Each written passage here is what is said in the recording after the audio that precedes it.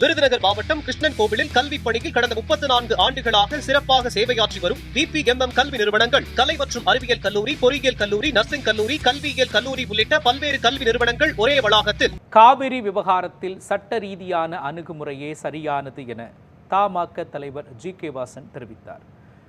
திருச்சி மாவட்டம் மணப்பாறை அருகே நிகழ்ச்சியில் கலந்து கொண்ட அவர், விவசாய கடன்களை முழுமையாக தள்ளுபடி செய்ய வேண்டும் என்ற கோரிக்கையை தமிழக அரசு கனிவோடு பரிசீலனை செய்ய வேண்டும் என்று கூறினார்.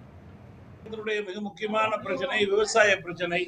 நம்முடைய விவசாய பெருங்குடி மக்களுக்கு அந்த பிரச்சனை பயிர் பிரச்சனை மட்டுமல்ல, உயிர் பிரச்சனையாக இருக்கிறது.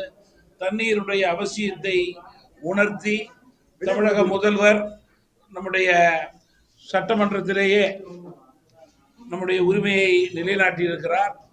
துரதிருஷ்டவசமாக ஆணையம் கூறியும் கூட கர்நாடக அரசு தண்ணீர் கொடுக்கவில்லை. எனவே சட்ட ரீதியாக அணுகுவதுதான் இறுதியான முறை, சரியாக இருக்கும் என்ற மேகதாது பிரச்சனைக்கு தமிழக அரசு சட்ட ரீதியாக இன்றைக்கு அணுகி இருக்கிறது. அதிலே நமக்கு நியாயம் கிடைக்க வேண்டும், நம்முடைய உரிமை கிடைக்க வேண்டும் என்று நான் முழுமையாக நம்புகிறேன். விவசாய கடன் தள்ளுபடி என்பது மிக அவசியமான ஒன்று. அதை விவசாயிகள் எதிர்பார்க்கிறார்கள்.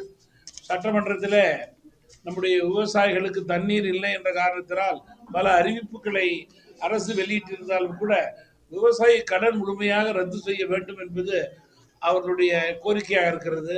அதை கனிவோடு அரசு பரிசீலனை செய்ய வேண்டும் என்று அன்போடு கேட்டுக்கொள்ள விரும்புகிறேன்.